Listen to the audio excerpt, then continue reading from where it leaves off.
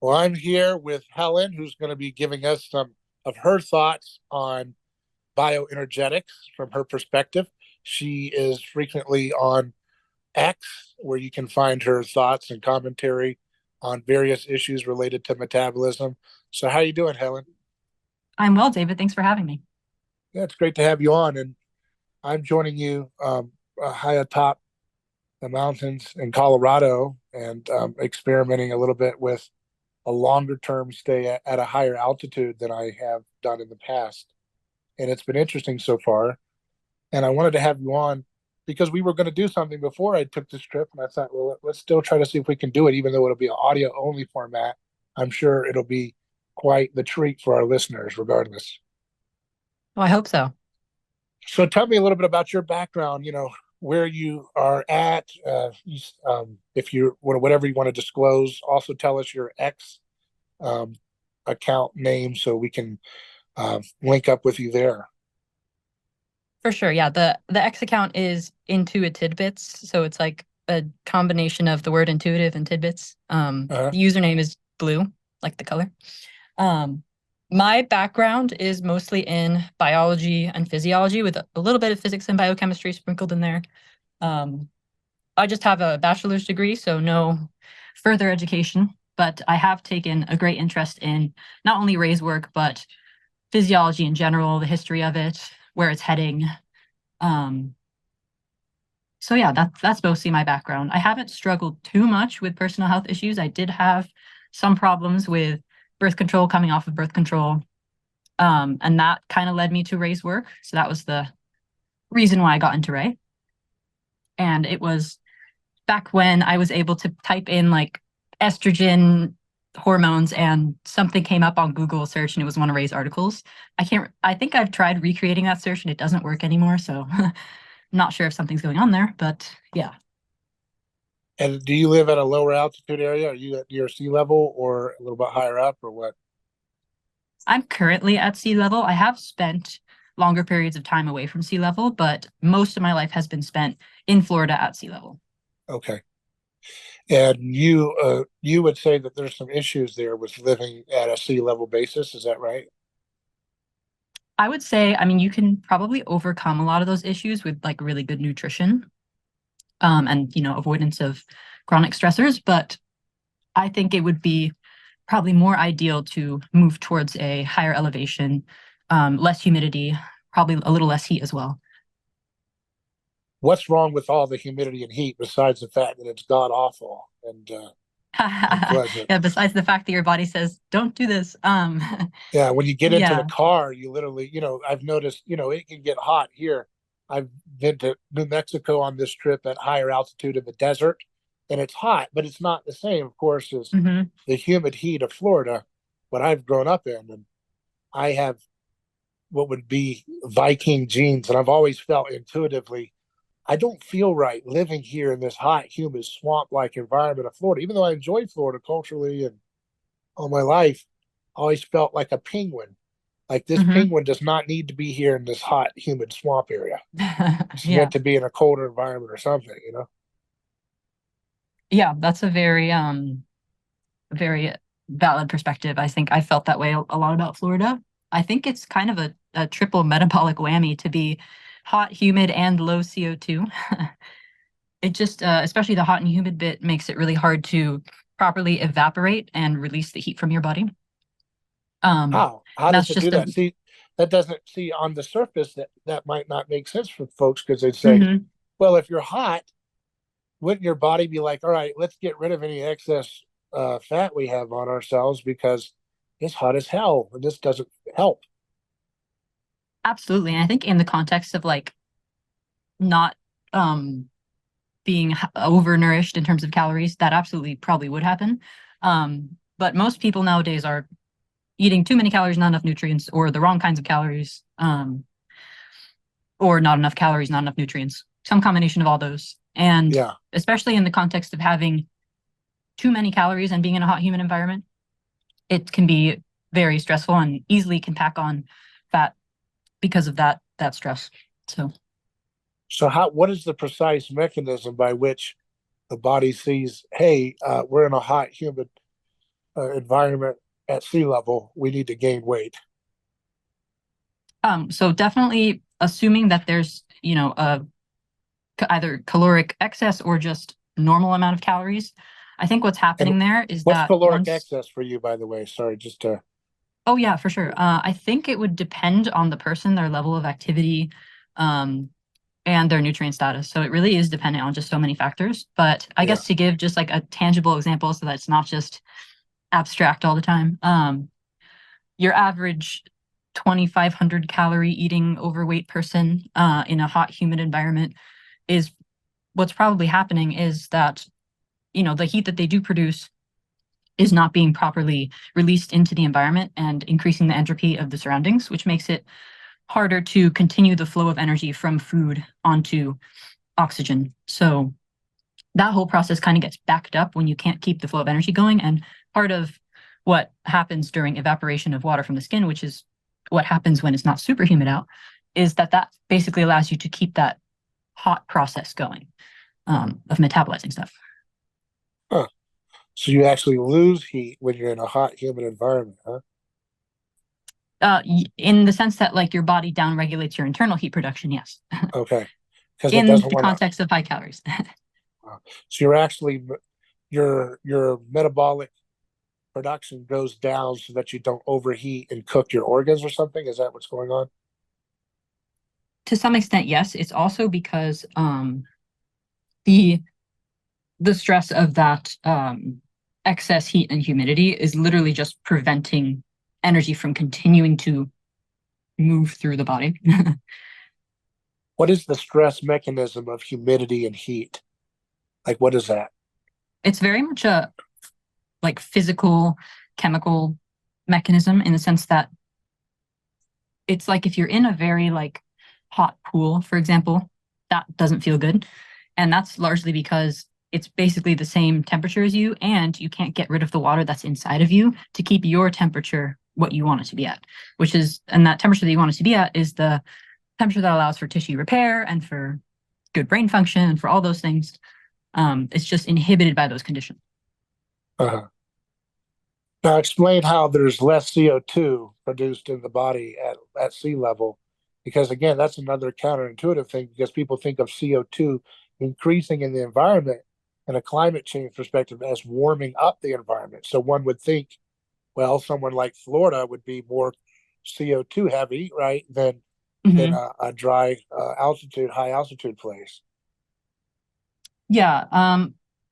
I think the general trend in CO2 has actually been like since the however many million years old the Earth is, has been quite a precipitous decline. I think we're at one of the lowest periods of CO2 that the Earth has ever seen.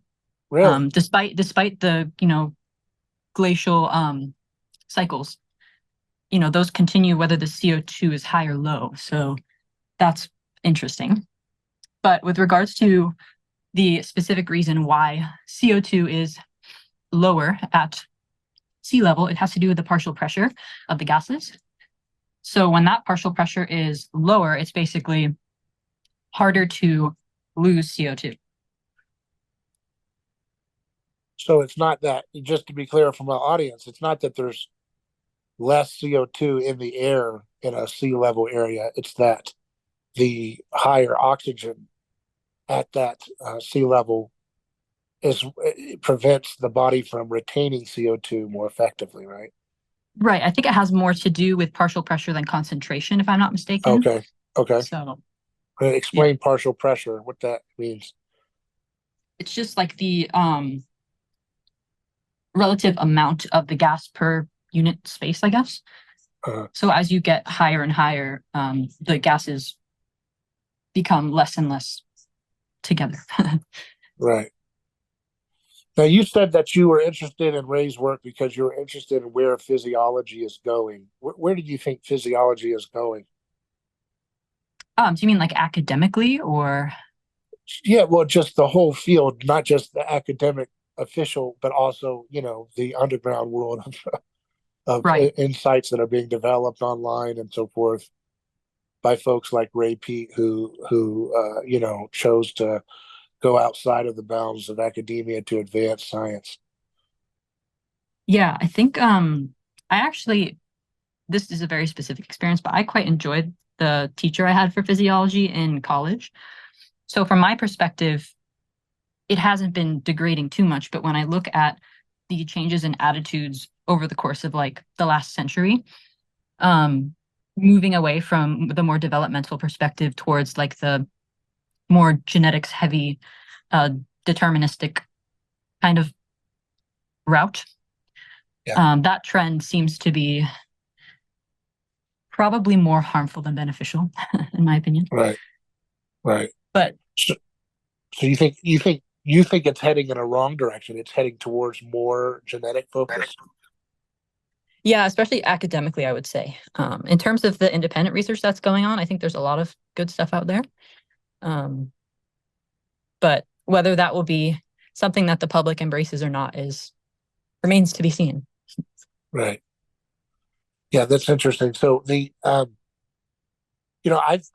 thought that even academia was starting to catch on to the buzzword of metabolic health, and Mm-hmm. the future of medicine is related to mitochondrial health. Isn't that the case, or no? That I thought it's kind of a trendy thing, even within the halls of academia, to start talking about these buzzwords like mitochondrial health as the future of medicine, I've which would noticed that be as well. And it's my hope that that is a positive trend in the right direction and not some strategy to like identify some receptor or other for a drug target, but right, which isn't inherently a bad thing. It's just it's a bad thing when that's the only thing you're doing. If that right, makes sense. right. That's very interesting. So So I do have yeah, hope though that I have seen positive trends. It's just in general the fact that so much of what goes on in science is determined by who what pharmaceutical studies are willing or companies are willing to fund is that's concerning because obviously their incentive is to fund things that have some return on the investment. So right. When you look at what Ray Peat has contributed, has there been a largely agreement with what you have understood in terms of physiology, or do you differ with him on some fundamental issues too? so when I was taught physiology and biochemistry, um, the developmental perspective, unless I took like a specific developmental biology course, was really not at all emphasized in any of those curricula. So it was, at first, it was very stunning to me to kind of go through Ray's work and realize that so much of what I had learned was not really in accordance with reality, at least in terms of the evidence that was out there that perhaps wasn't being brought into the courses for some reason or another. So that to me was probably one of the biggest mindset shifts I've ever had to do in terms of learning broadly. But What's an yeah, example of something that you think his work really shed light on the fact that you were taught incorrect information in official academia? especially I would think the Lamarckism perspective of, which is now I guess called epigenetics in a sense, Right, which is the idea that conditions of the environment can be inherited pretty much, right. Is that or do changes you that occur as a result of environmental conditions within the lifetime of an organism can be inherited by the offspring, which is pretty interesting. have you looked into Rupert Sheldrake's work on this morphic fields? I have, yes. That was about 2 years ago, so I'm not like super um, primed on it, but I Yeah, can talk about it. yeah. I mean, how do you see his stuff fitting in with this Lamarckian idea, I think epigenetics? it's very interesting. I think from the what I do remember of his work is that there were some studies done with like language and learning and poems of different languages and how the ones that were real poems were learned more quickly, which is super interesting. Um, in terms of what the mechanism for that might be, that's, you know, hopefully something that people will investigate. I think that Sheldrake's theory is pretty, it's definitely worth looking into, definitely worth investing in. So, Yeah, he talks about the hundredth monkey effect. You teach something to monkeys, and then another mhm. monkey that wasn't even around knows how to do that behavior. That's Yeah, interesting. it's pretty cool. I think Ray would be largely sympathetic to a lot of that stuff. I'm sure I think he engaged with this stuff a little bit in terms of some of the comments I've seen of his online. Yeah, I think so too. Do you think it's some kind of conspiratorial? I don't want to go too far into the philosophical domain, but unless you're interested in that. But Oh yeah, I'm interested. Definitely. okay, sure. Do you think there's some kind of conspiracy of people conspiring to keep the public away from uh, this kind of more, let's say, epigenetic or environmental focus on health and human flourishing?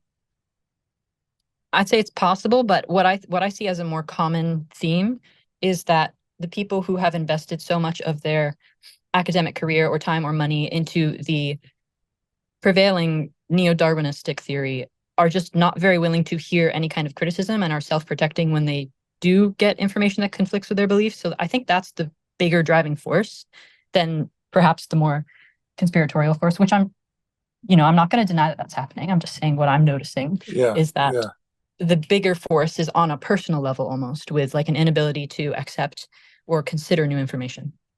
They're religiously devoted to neo-Darwinism because they're afraid that to concede that it's flawed would to give ground to their mortal, fearful enemies, the creationists. Right. Yep. Right. They're terrified I of the can agree with that. creationists. They are Yeah, I terrified mean that the the creationists are going implications to of a invade them. non-random world are scary. Yeah, they treat those creationists like barbarian hordes at the gates, ready to tear their faces off. Yeah. It's so funny. Uh, but it is a kind of religious devotion. I think that a lot of science is mimetically infused with a kind of sacred aura in the icons that come before you, and you're not allowed to really challenge the fundamental presuppositions of the field that you're entering in. And Thomas Kuhn talks about this a lot, as a philosopher of science, about how paradigm shifts occur, and they typically occur when so many anomalies build up in a pre-existing scientific foundation that overwhelm the ability of the gatekeepers to maintain their stronghold of institutional power, and it kind of gets overthrown in a revolutionary event. And it doesn't happen in the way that people think of science, in the mythological sense of every scientist who goes into a field starts with questioning the very foundations of that field. That's just not what happens. Mm-hmm.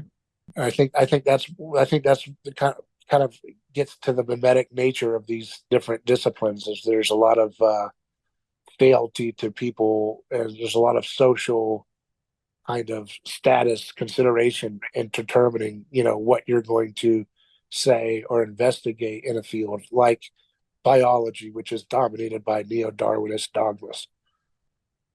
Yeah, absolutely. And I think, like you mentioned, it's not just biology that's suffering from it. It's just about every academic sphere that has pretty much the same thing going on. So you would agree that the world is not a random mutation driven world, right? There's order to it. Yeah, I definitely would say that's not driven by random mutations. I do think even Ray admitted that, randomness is a force that does have some effect on where any given species or organism goes. I think he mentioned it in the context of parasitic infections, like the parasite being the agent of randomness, for example, but like a lower organism causing a higher organism to be less organized, potentially. That being Yes, randomness. But that sounds like demons. yeah, that's funny. Yeah. Yeah, but that's the idea that people have, is that everything has to be random, or else you're imposing some kind of religious dogma that cannot be scientifically determined. Do you accept that binary? Absolutely not. um, yeah, I would say that it probably is harming all of the potential nuanced discussions that we could be having about, especially where the gray areas are with regards to like what's random and what's not. Um, and those are all very important questions to ask if we, want to focus on what the future of humanity might look like. What are the questions you think specifically you wish people were asking more in this realm of physiology? Definitely, I think if we could figure out like what specific, first we'd have to acknowledge that things in the environment are causing disease. So that's step one. But figuring out what environmental poisons are causing what physiological states and how to recover from them. And there's some of that happening, in animal studies, but definitely less of that than there is like, let's test the new drug. So Yeah. yeah. What are the biggest environmental poisons that you're concerned with that you think people need to be paying attention to in terms of different disease states that people are experiencing here? Besides the polyunsaturated fats and the xenoestrogens, I think that it's pretty much every time, at least in this environment, that you try to increase the degree of convenience of something, there's almost always a health trade-off, which I Yeah. don't think has to be like an inherent thing of the world, but it is an inherent thing of this world. If that makes sense.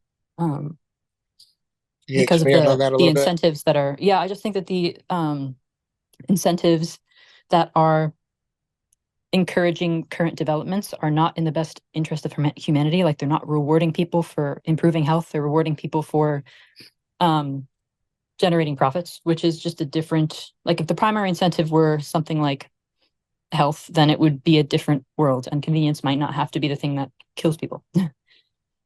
What convenience are you talking about? Are you talking about like getting red meat in a shrink wrap cut, like a steak cut, versus That's eating one the whole example. Yeah. animal? Yeah. I think anything where you see that trend has a potential, um, there's potential to introduce some kind of harmful thing. Yeah. Yeah. I don't know. Most people probably don't want to go back to the days of eating a whole animal, though. You know what I mean, Yes. with the fur on and Yeah, everything. Nobody wants to I eat the agree. fur.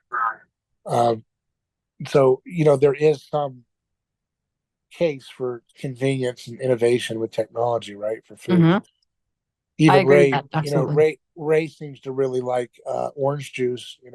Even more so than like sometimes. I guess he was okay with fresh fruit, right? But a Hmm. lot of times he didn't really like the pulp because of the fiber in it or whatever. Yeah. And I think a lot of that comes from just the context of like a dying and degenerating populace. Like, I don't think that healthy people would necessarily have problems with soluble fiber, but because so many people are unhealthy, it's just one of the things that one strategy you can use to potentially decrease the stress that you're incurring. Right. So how do you know that you're unhealthy? Well, the temperature and pulse is a good one, but I think there are a lot more other like very subjective or nuanced symptoms that can Yeah. elucidate that condition of unhealth, like just personality symptoms, I guess, would be one.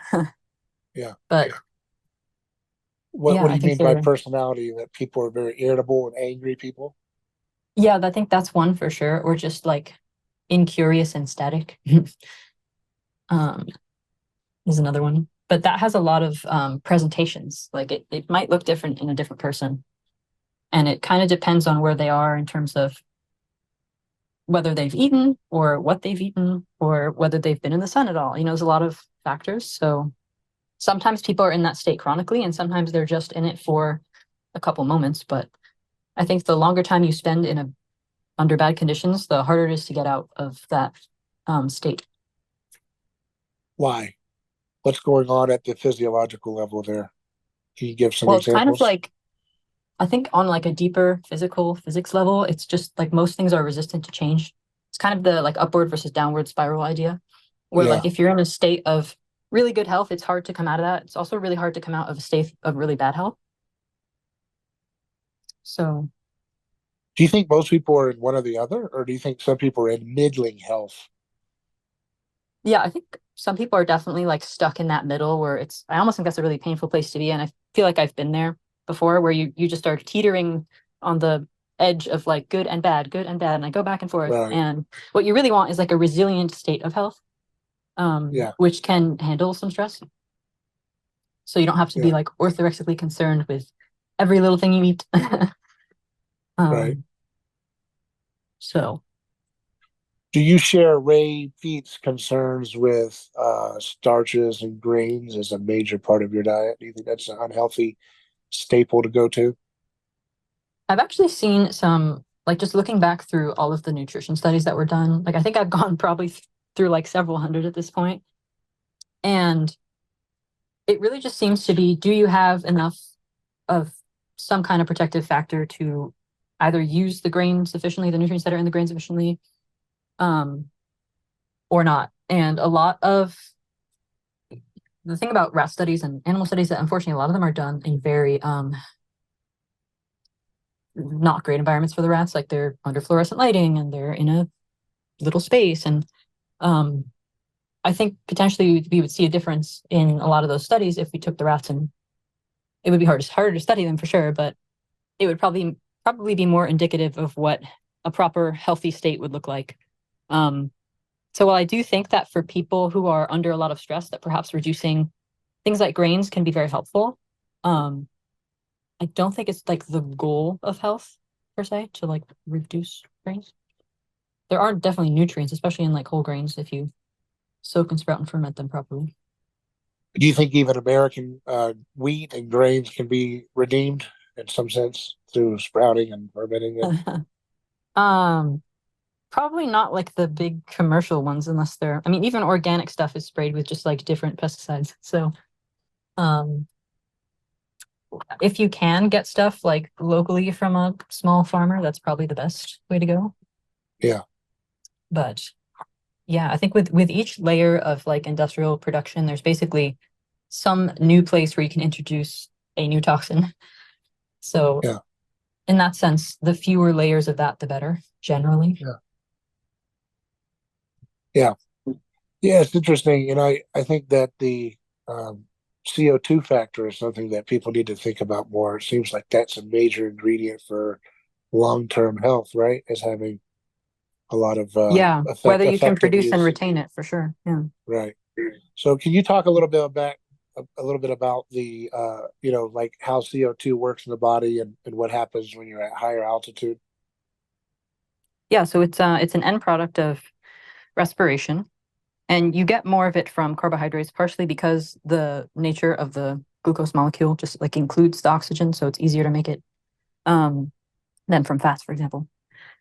So that's one way to increase the production. But if you're at sea level, you're probably losing the CO2 pretty quickly, even if you are getting the at least good transient effect of having it move through your body and deliver oxygen. So that's one of the probably the greatest benefit of altitude is the fact that you're just able to retain that CO2 better, which means that to an extent you'll be able to oxygenize your tissues better. There is, of course, like with everything, you can get too much CO2 and starve your tissues of oxygen, but that I think it happens above like 7 or 10% for most people. And where would you be to be getting that? I think you'd have to be like above like 14 or 15,000 feet. I'm not exactly sure. I haven't Yeah, really looked into it. I just think that 8 to 10 is probably safe for most people, maybe a little higher if eight you're to quite ten thousand resilient. feet. Yeah, probably. What about these lower levels like 5,000, 6,000, 7,000 feet? There definitely seems to be some benefits from that. They're not nearly as pronounced, Why? but What what happens when you get to the 8 to 10? What's going on there? Is it a what, have you looked at the actual like gradient of what's taking place in terms of CO2? what I have looked at are the studies of like people who like epidemiological studies and intervention studies to some degree of people who go to those levels versus the lower levels. And there just seems to be a more pronounced protective effect at the higher Do you have any altitude. examples specifically, like about like people at 5 or 6,000 feet versus 8,000 or so? I think there was one that Ray mentioned about like in Texas where it really wasn't that high. It was like 2,000 feet and they were seeing lower levels of skin cancer, I believe. 10,000 was that? Just 2,000, he Oh, said, apparently. 2,000. Yeah, But that, yeah, so there could be other factors involved in that. I know that as you get higher, there's also potentially more UV as well. So that could yeah, also be potentially protective. yeah. Somebody said that they thought that a lot of Colorado people had really awful skin, even though they're very outdoors people. And I thought maybe it's because, when you're getting a lot more sun and you haven't switched over away from the PUFA, that PUFA and that sun radiation might be doing something to your skin. I don't know. Yeah, I think it would be interesting to see like if you took those people and put them like at sea level, how that would be, how they Yeah. would fare in terms of like all different kinds of mortality or issues. Now, why are the old people going to Florida if that's going to accelerate their death? You know, I don't Well, understand. definitely, I'm not going to deny the fact that the sun here and the UV is probably in some sense protective and could possibly make up for some of the not so great elements of the high humidity and heat and whatnot, and the lack Yeah. of CO2.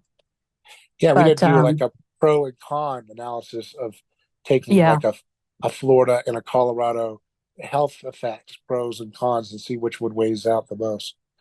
Higher taxes in Colorado would be up there with yeah, it's stressful. the yeah stress. Goodness. Right. I And I I'm know. sure it depends like on the community that you have in the area that you are, it's also a big deal. Yeah. So, You think that the so I mean, have you looked specifically at you because I've heard Ray say that too. You need because I mentioned that to people and I've heard him say they said what do you think altitude wise is a good place to be? He said I think about 8,000 feet. A lot mhm. of people don't didn't like to hear that because a lot of the at least in America a lot of the higher altitude cities that people have to choose from that have all the amenities of a city that people want uh, are lower than 8,000 feet. You don't really Yeah, have a lot of big cities at 8,000 feet. Small towns and a little bit more hostile yeah, for people's right. uh, what they're used to. So why do you think? Have you looked into like what the big difference is? Like, if you get to 6,000 feet, is that like the marginal difference between 6,000 and 8,000 is just not enough to fret over if you can, just take the 6,000, or is it better Yeah, to well, I move to think 8,000? there's some like insurance data about that. I'm not sure if it's specifically about between 6 and 8,000, but at least between like lower elevations and higher elevations where there's just decreased levels of basically all the main types of mortality. Yeah. Um, so Why is this not more understood or talked about? It seems like people are so obsessed with living forever and having a fountain of youth. They do plastic surgery, they do all these injections of CO2 in their skin and stuff. I don't know what carboxytherapy or whatever it's called, yeah. but why aren't they talking more about this and why isn't this more understood? Well, it's probably because most of the things that most either media or scientific outlets talk about is something that is going to be potentially profitable for some industry. So Yeah. I don't think there's really a good way to like productize going to the mountains other than like retreat camps maybe, but Yeah. definitely not as big of a business as drugs. Yeah. But there are health effects of being living at an ocean, right? Living by the Yes, yeah, beach. for What sure. do you get? What happens there physiologically? There's definitely some of the like negative ions is one of the things. Um, that's what I think just by virtue of having like flowing water, you'll have Yeah. that. And um, I guess you could get this anywhere, but grounding is, ocean grounding is one of the things. Um, but I don't really think that has probably a super big effect on longevity just because people are not spending that much time in the ocean. So when I look at things that affect longevity, it's usually what people are exposed to for long periods of time, um, People tend to especially say the throughout their day sea. consistently. People tend to say their sea air like heals their lungs or something. Is that true, or is that just It could be there, there might be some things that we just haven't figured out yet about the physics of what's going on there yeah? that might be beneficial. Seems like the ideal thing if you don't have a place to have a hot, dry, sunny, livable space at high altitude would be to be like a snowbird, go to a high altitude, 8,000 or higher place for the summer months, and then switch over in the winter to a close to the beach like Florida, where you get warm, sun and you can sunbathe throughout the winter more often and stuff. Seems like that would be a really good combination if you could afford that. Hmm. Yeah, I would probably tend to agree with that for in general for most people. Probably a really good thing because like you mentioned with the winter months, the lack of sun can be very problematic. Right. And you get Unless a you can lot of find these. somewhere that's high and sunny and cold year round. Yeah, I mean, you can find places that have a lot of sun at a higher altitude mountain environment, but you don't really want to have your skin exposed too much in that environment, and that's Hmm. not going to help you get the sun effects. Yeah. Right. Well, that's very interesting. Well, I think it's something that I want more people to put attention to. Is there anything else that comes to mind that you might want to share about CO2, altitude, any other thing in that area that you've learned in your research that you might want to share with our audience? I think we covered most of it. I'm trying to figure out if there are any other I guess we could talk about the physiology of it a bit more, but Yeah, yeah. The Haldane Bohr effect, right? Mhm. Yeah, that one's interesting. Basically, as the concentration of CO2 increases and pH decreases, that changes the affinity of the molecule for oxygen, of the hemoglobin molecule. So that when CO2 binds, it releases oxygen. Um, and I think it has more to do, based on what I've read, with the pH rather than CO2 itself, although CO2 does have like specific other local effects, like vasodilation. Um, so yeah, it's definitely something that I think Ray's mentioned that one of the reasons why it was excluded from physiology, not textbooks, but just the actual math of it was excluded, was because it was so complex that they didn't want to teach it. So yeah. What do you think about using therapies like carbon genetics has the carbogen Mhm. inhalation, and then they also have a CO2 bath suit that you put on, and you get 100% CO2 in the suit going to your skin. What do you think Yeah, about I think those? I think so long as you're not putting your head in there, I think it's fine. Yeah. I did read a study while I was looking for some stuff about that, like to see if there was any good literature about CO2 bag therapy. There was one case of a like 40 something year old guy that had completely submerged himself in the bag and suffocated. Oh So my gosh. yeah, don't be that guy. Yeah, that's why But he made that little suit where it's like it goes over you like an astronaut suit, and it's that carbon genetics, and yeah. and then he also has the inhalation where you can inhale up to like 5 to 9% CO2 in the inhalation method. What do you think about Mhm. those? Would those therapies provide similar effect of being at high altitude if you can't have the luxury of moving to high altitude? I think as long as you're using them, they probably would have that effect. And it's definitely going to be beneficial if it's, within that 5 to 7% range for most people, especially in hospitals. Um, there are obviously like a couple counterindications with CO2. People have like extreme stress.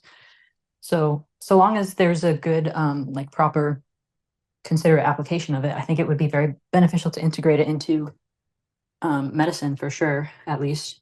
And if you can Yeah, afford to have one in your home and you live like, I guess at a lower altitude, that could probably be beneficial as well.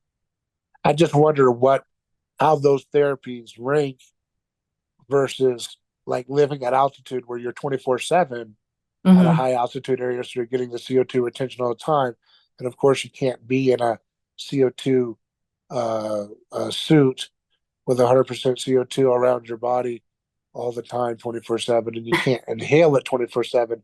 But the benefits of those is that you might get more CO2, uh, trained into your body's retention of it than you would at altitude. So you may not have it as often throughout the day, but it might provide like a therapeutic dose of it that would be close to, I don't know. I don't know. Maybe it's not. Maybe it's the CO2 retention that you get at a high altitude, like 8,000 or up, is going to be just vastly superior to any type of therapeutic intervention. Or maybe they would be Well, I've closer to seen, parity. I don't know. yeah, I've seen definitely benefits of people just from bag breathing. So No. I think that the therapeutic benefit is also pretty high. Um, Just Do you simple things bag like breathe? nose breathing or bag. I have before. I don't regularly, but I did like it when I tried it. It was And calming. what it calms you down? Yeah, pretty Yeah. much.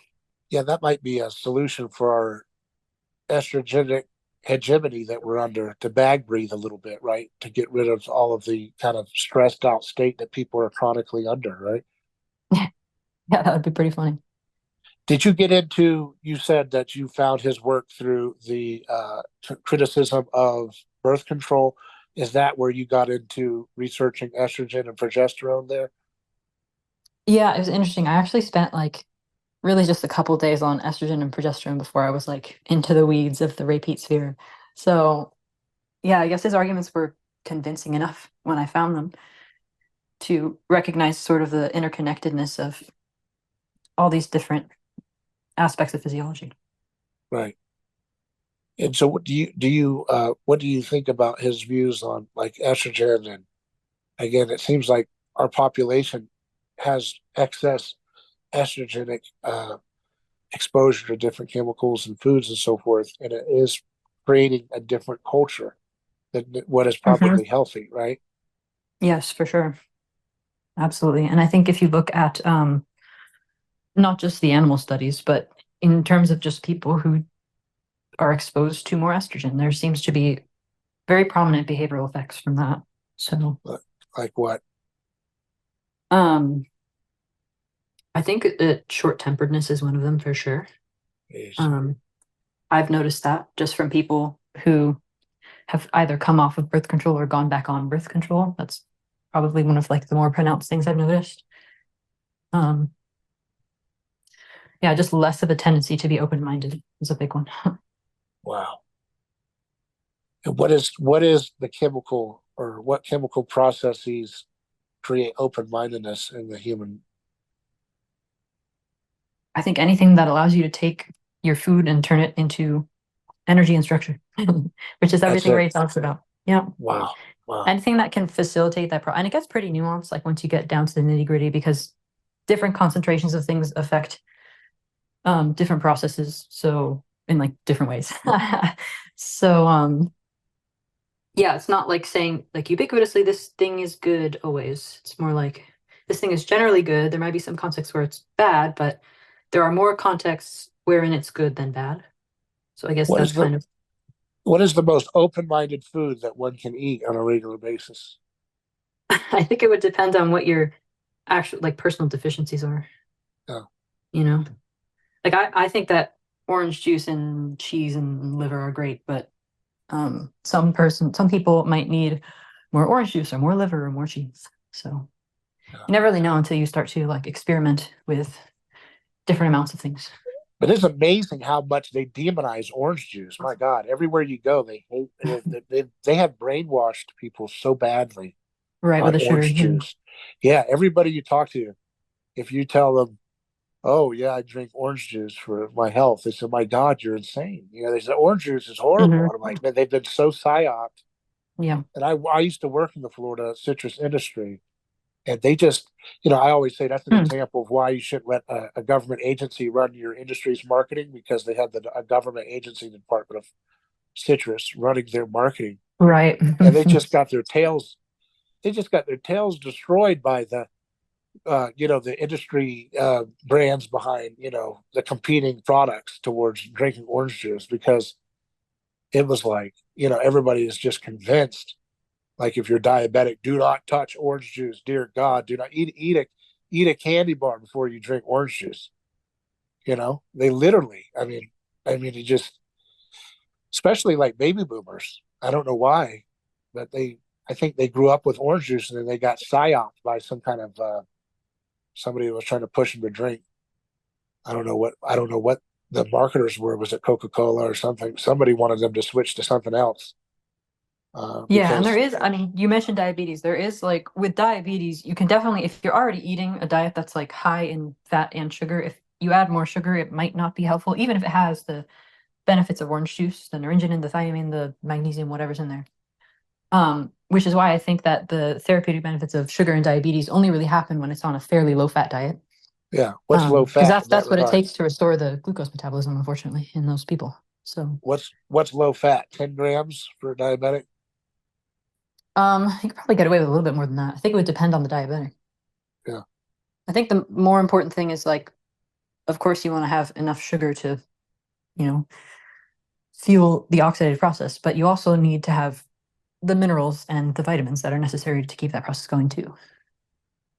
Yeah. So, what are the best things you think people should be grounding? They should be going to higher elevation or doing bag breathing. They should be, getting healthy, simple sugars, right? They should be eating, mineral rich foods like liver or shellfish or oysters or something like that, right? Those are the classic things a lot of Ray Peat folks follow. A lot of people notice that when people try to do the Ray Peat way of thinking about food, they tend to gain weight when they're trying to Mhm. lose weight. Why do you think that is? And what are some strategies to avoid that? Why do I think it is? Too much fat slash too many calories. um, I think initially, like if your main struggle is weight, or that's what you perceive your primary struggle to be, and you're trying to do this kind of a bioenergetic diet, I would probably say the best strategy is to go fairly high carb, low or fat, moderate protein, and to have a lot of the protein come from gelatin, gelatinous cuts of meat, ground beef, whatever, and the remaining protein really just come from organ meats because those are just super nutrient dense.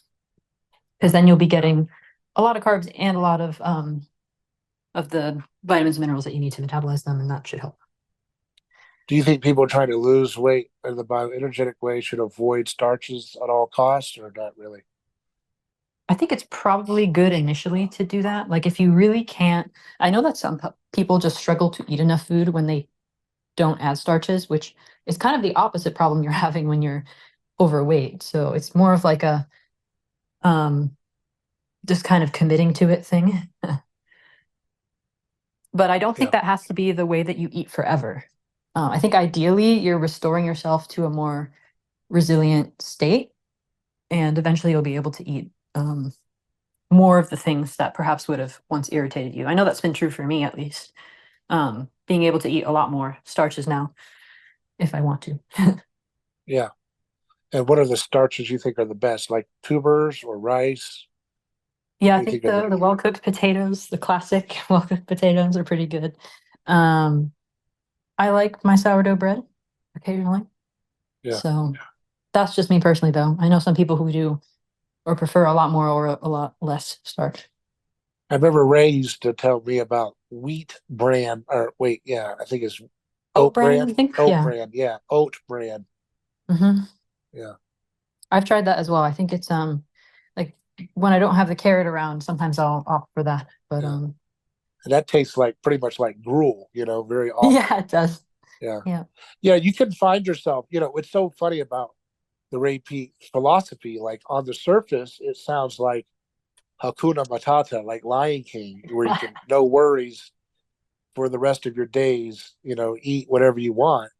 But then a lot of times, because people are so metabolically impaired, it can be a rather grueling experience to eat Jello and oat Right. bran. Feels like you're living in a effing nursing home, and that's a horrible place to be. To eat that kind of like drinking cups of milk and orange juice and Jello and oat bran. It feels hell. It feels like hell. So um, it's kind of a. I guess what I'm trying to say is to be realistic. It's not Hakuna Matata for most people, really. No, If you and want to nothing get is your health Hakuna right, Matata. I think that's a good like general life rule. right? The too good to be true idea. But then there are some things that are, too good to be true. So But isn't that what exceptions. he's trying to get you to? He wants you to eat like 5,000 calories a day. So if you're eating 5,000 calories a day, you're probably having a good time in terms of the foods you're eating, right? You're not eating a bunch of junk that tastes awful, right? Yeah, well, I don't know about 5,000 per se. I think what he That's really what he told wants, me. or based on what I've learned about him, is that it's the idea of not just eating more, but being more efficient with the food that you do eat. So it's like metabolic efficiency, which should technically look like eating actually fewer calories and getting more out of the calories you do eat. Not that that's something you should force your body to do, but that ideally you would do a better job of using the food that you do get in. I think he told Um, me in the interview with Brad Marshall and I that ideally people should be eating 4 to 5,000 calories a day. okay. Well, Yeah, that maybe is something that he said, which I'm sure could be very true, especially if you're not 100% sedentary. yeah. Um, if you're doing And a little bit of movement throughout the day. I think how many cups of coffee did he drink? 50 cups. My God. A lot of So cups, yeah. I think yeah, before he yeah, took thyroid. Yeah. yeah.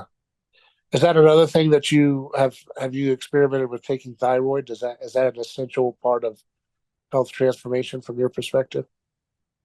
I'm not taking it now because it's very hot. And I don't feel a benefit when I take it during the summer. Yeah, I definitely take some like during the fall and winter, probably about like half a grain to a grain. yeah, Um, and that's combined T4 and T3. And I do like it quite a lot. Um, it definitely keeps me motivated. That's for sure. yeah. Right.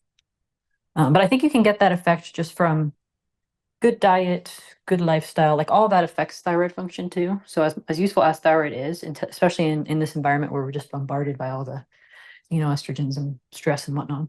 Um, I definitely think it also is that you can achieve good thyroid function without necessarily having to take um, the supplement. Although I do think most people would benefit from the supplement.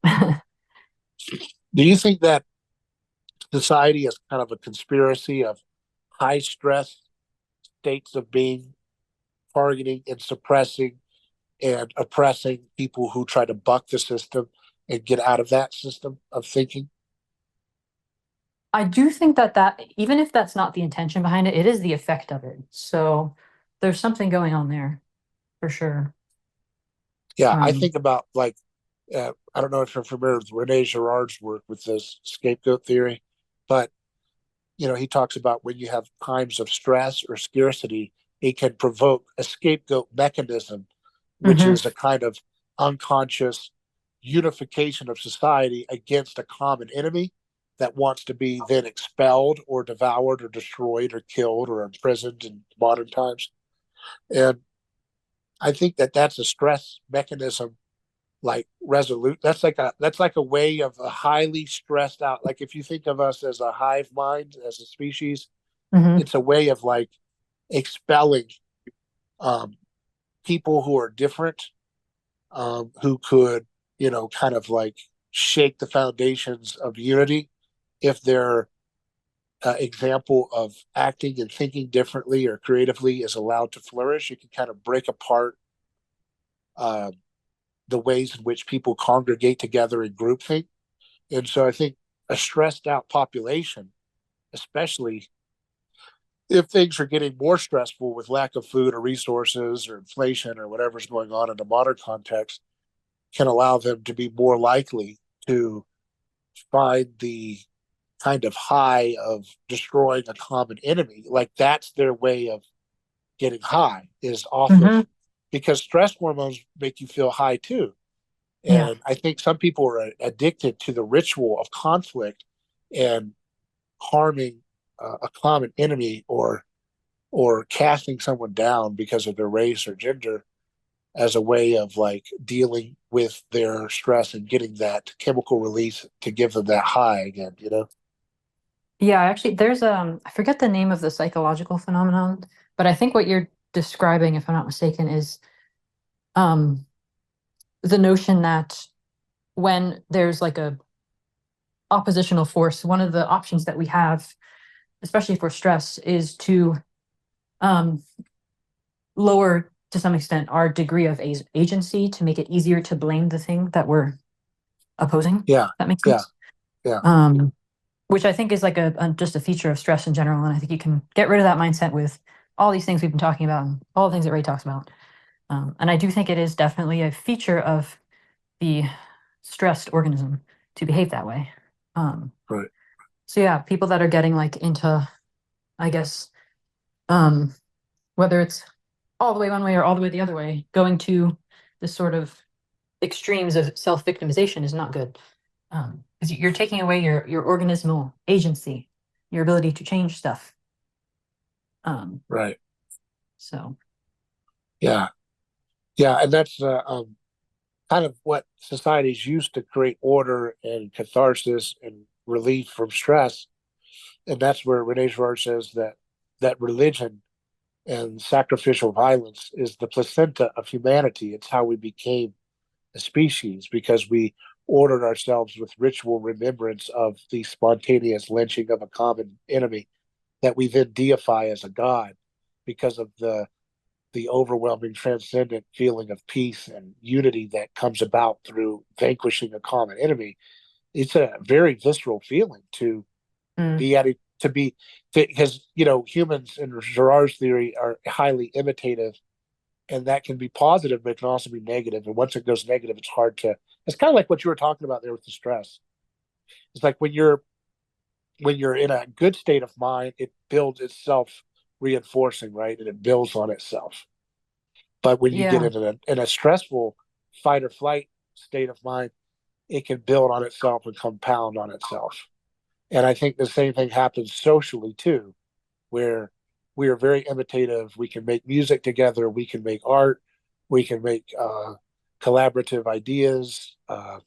All kinds of great pro-social behaviors can be done mimetically, but then negative things can spiral out of control. And once they go to a certain extent, it can vanquish the entire species in a population because there's no mechanism to stop the negative imitation, except for the scapegoat mechanism in which we all imitate each other's aggression towards a common enemy. And once you expel that enemy, there's a kind of resolution to the stress. And Mm. I think that the goal of bioenergetics, once it gets anchored into a proper anthropology, like I'm discussing, will be to allow human beings to be more intentional in creating food and environments that will allow the human species to break free from its old bondage to the scapegoat mechanism as a means of dealing with stress, and will actually be able to deal with stress physiologically through lifestyle changes. That's an amazing thing, really. It's Hmm. absolutely amazing. And I think what you were describing with the scapegoat mechanism, it sounds a lot like cancer, where when you excise the tumor, the bioelectric imprint of the cancer remains there. So the state that created the cancer is still there, and it'll keep making the cancer until you fix the state, Right, which would be right, like everyone on an individual level kind of has to commit to like more energy to some right. That's a degree. really good way to. That's a really good way to look at it. Yeah, that's really interesting. Yeah, the because that's what the scapegoat looks like to the community. They look at them like a cancer um, that must be irresistibly destroyed. Like it's like Right. Rene Girard says, to have a scapegoat is to not know you have a scapegoat. You really truly believe in the guilt of your victim as some kind of like larger than life force of evil, like how Mhm. half the country thinks a certain presidential candidate is like the very locus of all evil that has ever existed. And they literally believe that every day they wake up thinking about this pest, this cancer that's in their life that's going to get them, right? And or there's a foreign boogeyman that they're scared is going to get them, and their whole life is anchored around being in opposition to that invader, right? And you're right; those vanquishing it and eliminating it does not really solve the problem, which is why people had to create ritual sacrifice as a kind of ritual reenactment of the spontaneous murder that happened in their primordial past. They have to continually represent that over and over again through history, which is why so many divergent societies all practice forms of ritual sacrifice, both in the animal form and the human form. Yeah, it sounds like the cancer field is still alive. Yeah, yeah, yeah. It's very interesting. Well, I really appreciate your time. Any other thoughts that you'd like to share with us before we wrap up and tell us anything that you have going on or would like to point us towards? Nothing specific. I've enjoyed the conversation a lot, and thank you so much for having me on. Yeah, thank you for coming on. And I do like to highlight folks who are sharing informative posts on X and other platforms like yourself, so that people can have people to follow and look towards. So, any topics that you're planning on making a thread or a post about that might be interesting for folks? I have one that I've been working on like hot springs and the myths around those. I'm still figuring out how to word it, so we'll see how long that takes me to get out. Are hot springs a good thing or a bad thing? It probably depends on the composition of the hot spring, to be honest, but my Really? interest in them really started not only because of the carbon dioxide thing, but I came across this book about them. And one of the really striking facts, I suppose, about the book was that pretty much every culture with access to a hot spring has some like regenerative myth around the hot spring, despite the fact that none of them have ever or had at that point ever interacted with each other. And it's kind of crazy just how similar some of them are. So Is that because of the CO2 content in them? That's giving them potentially, legit. yeah. I think that's probably one of the main factors. Wow. I know there's a warm mineral spring in the Sarasota area that people say has a lot of health effects in Florida. Yeah, you mean Saratoga? Yeah, yeah. Oh, no, it's called literally Warm Mineral Springs, Florida. Oh, interesting. Yeah. It's near Sarasota. Oh, It's Sarasota, not Saratoga. yeah, Interesting. yeah, in Florida. And they used to have a lot of sulfur springs. Would sulfur springs be bioenergetic or not? I think they're at the very least like antifungal, which can be helpful, Okay. but or like Because antibacterial too. because I know in North Florida they used to have little resorts like in the 1920s and stuff of these sulfur springs. They would have a little like resort hotel where you could be around and swim in the sulfuric springs. Yeah, I think a lot of the times it's not like they say sulfur springs, it's probably because they smell like sulfur, but if you look at the composition, it's probably also high in like dissolved carbon dioxide and other things. So, um, yeah, they usually name them based on like the most prominent characteristics. So like if it smells like sulfur, they're gonna call it a sulfur spring. Oh, okay, yeah. If it looks red, they'll call it like an iron spring. Um, yeah. So do you think that drinking carbonated spring water would be a healthy thing, another way to get CO2? I think it can be for sure. Yeah. I know some people who have like one friend who makes her own like magnesium bicarbonate water. Um, I think I don't have that machine, but I think it would be cool to do that at home because you get the double benefit of the magnesium and the carbon dioxide. And that makes like little nano bubbles or something, like little tiny micro bubbles Yeah, the or something. CO2 is Yeah. yeah, it is a gas and it tries to get out. Yeah, I guess what I'm saying is it seems like if you could get the CO2 to be smaller and smaller, it would be able to be retained more in the body rather than the traditional CO2 bubbles that you see like in soda waters at the store, right? It I'm seems not like, entirely sure. I think it has yeah, more to do with like the concentration of it. yeah. Um, How much of it is in there then, right? yeah, Yeah, that could have an effect. I'm not sure, but yeah, yeah. And I was wondering, do you have any thoughts on nitrous oxide? Do you think that's a healthy thing people should have, or they should stay away from it? laughing gas, right? I have heard of it. I've heard Ray talk about it as like potentially um relaxing, I think, like Yeah, anti-excitatory. But yeah, I haven't really read enough about it to be like, that's good. So yeah, no comment for now. yeah. All right. Well, I appreciate your time. Thanks again for coming on. No worries. Thanks for having me. All right. We'll talk soon. Take care. Sounds good.